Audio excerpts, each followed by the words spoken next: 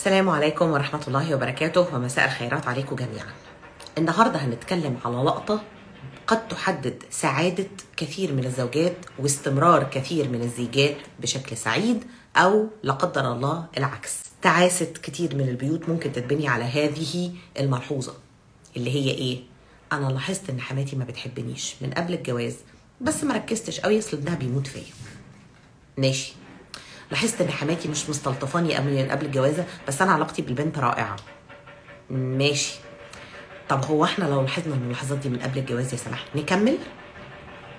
الشهاده لله من الاساسيات اللي بتحدد في العالم العربي تحديدا، مش في العالم كله، في العالم العربي بتحدد سعاده البيت واستقراره هو رضا الحما عن الجوازه.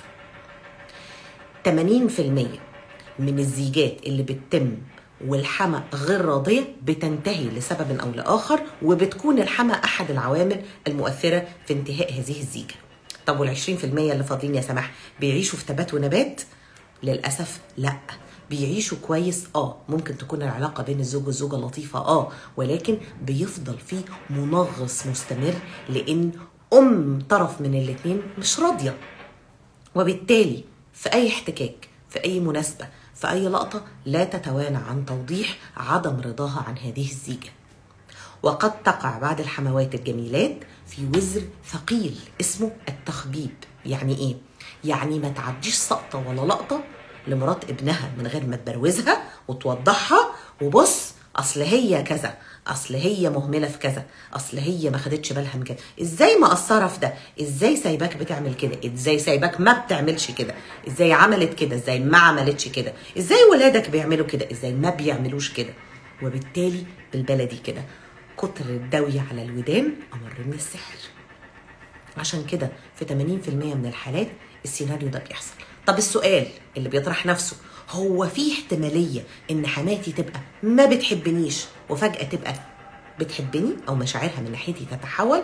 طبعا واردة، ولكن ده بيعتمد ان يكون سبب كرهها ليكي او نفورها منك فكرة غلط هي واخداها منك. على سبيل المثال تكون شاكة مثلا انك طماعة، وبعدين تكتشف بالعشرة وبالمعاشرة ان انت بالعكس، انت ابنها اتحسن بوجوده معاكي وانت مش طماعة في الولد ولا حاجة، وبالعكس انت ست عادية ولطيفة وبتحبيه وهمك على مصلحته ويعني وعادية زي أي بنوتة ممكن كانت هي بنفسها تختارها له.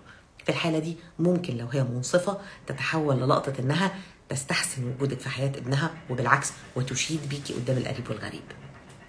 طيب هو ليه أصلا حما ممكن تقفش على مرات ابنها اللي ما تعرفهاش؟ حلو، تعالوا نقول كده شوية أسباب على سبيل المثال لا الحصر. ممكن يكون عندها خطط تانية لابنها أو لبنتها، لأن احنا بنتكلم على الحما بشكل عام، بمعنى عروسة تانية هي حباها أو مفضلاها أو شايفة أنها مناسبة جدا جدا جدا لابنها، وانتي جيتي لخبطتي الدنيا.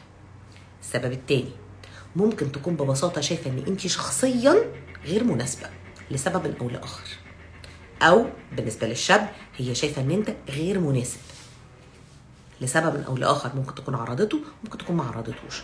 والصح طبعا والكلام للحموات، اعرضوا اسبابكم، طولوا فتره الخطوبه عشان نتاكد الناس اللي داخلين عيلتنا دول عشان يبقوا مراتات لاولادنا او ازواج لبناتنا مناسبين حقيقي ليهم ولا لا. وتدخل الامهات في فتره الخطوبه بالتوضيح والشرح والاستنتاج والسؤال والاستفسار والشرح، كل ده مطلوب جدا في فتره الخطوبه عشان نجنب ولادنا وبناتنا انهم ياخدوا قرارات حقيقي ممكن تكون غلط.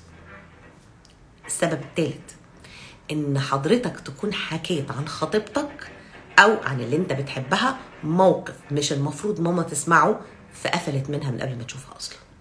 والعكس تماما، ان حضرتك تكوني حكيتي عن الشاب اللي متقدم لك او عن خطيبك موقف يقفل اهلك منه تماما، فامك ببساطه هي طفت من ناحيته، حست انه يعني ما يستاهلكيش، وبالتالي خلاص اتكون جواها شعور بانها مش حباه. السبب الرابع بقى والاصعب من كل الاسباب اللي فاتت دي، كيمياء. يعني ايه؟ يعني الارواح جنود مجنده، فما توافق منها اتفق وما تناكر منها اختلف. يعني هي خلاص يعني كميتها مش جايه على الشخصيه دي، وده اصعب الاسباب لان ملوش جذور، ملوش ايد ولا رجل تمسكهم منهم وتناقش الموضوع. حلو، حل الموضوع ايه؟ مش هضحك عليكم، لو انا ست لسه بختار او انا بنت لسه بختار جوزي، مش هختار واحد امه تكون رفضاني، مش هختار واحد انا في عيلته مش شخصيه مفضله. لان صدقيني لما بتكون الحما محايده، مش هقول واقعه في غرامك، محايده، حياتك بتكون سلسه جدا، وبيكون عندك فرصه ان انت تثبتي لها او ان انت تجذبيها ليكي كأم كخاله كعمه. وبالعكس في حموات زي الفل، وفي حموات كتير كويسين جدا مع مراتات ابنائهم، وفي ستات بيدعوا لحمواتهم زي ما بيدعوا لامهاتهم، ومن فضل ربنا عليا ان انا واحده منهم. فبالتالي ليه اصعب على نفسي الحياه لما ممكن تبقى سهله؟ هتقولي لي جوزي ومفيش زيه، ماشي مش معترضه، ولكن جوزك اللي مفيش زيه ده جاي بفاكتور تنغيص، بعامل تنغيص. وبالنسبه بقى للناس اللي بتخش بلقطه ايه يا ستي مدام الا وجه الله، طب وافرضي بقى ربنا ادانا الصحه والعمر، ايه الاخبار؟ بيجي لي حالات واقعيه عايشه في وسطنا، الحما مش حابه مرات الابن، فضلت ورا الابن بعد 25 او 26 سنه جواز لحد ما طلقتها وجوزته اللي هي كانت عايزه تجوزها له من قبل ما يتجوز الست دي اصلا. انتوا متخيلين الاصرار والتركيز؟ مش عايزه اقول لكم ان نسبه كتيره جدا من الطلاقات اللي بتجيلي بتكون واضحه جدا. حماتي باللفظ بسمعها، لان حماتي ما كانتش راضيه عن الجوازه دي من الاول، ففضلت وراه لحد ما تفركشت الدنيا. حماتي ما كانتش راضيه عن الجوازه، ففضلت منغصه علينا حياتنا لحد ما احنا اصلا كرهنا بعض. ليه اعمل في نفسي كده؟ من فتره الخطوبه اعملي كل الاختبارات اللي ممكن تقربك من حماتك، ولكن بحدود. انا قبل كده قلت لك افهمي كويس جدا ان انت غريبه وقريبه في نفس الوقت. غريبه في ايه؟ غريبه في انك ما تدخليش فاتحه قلبك قوي، ولكن قريبه في انك تحاولي تتقي الله فيها زي مامتك بالظبط وتعامليها زيها. هادي، هتجاملي، هتسالي عليها، هتوديها في حدود، ولكن الزمي حدود ان انت ما زلتي غريبه. لما تبقي جوه بيت ابنها هتبتدي تعامليها بشكل اقرب شويه، ولكن برضو تفهمي انك غريبه. توقعاتك منها مش هتبقى في السماء، هي مش ماما، هي مامة زوجك او هي والدة مراتك.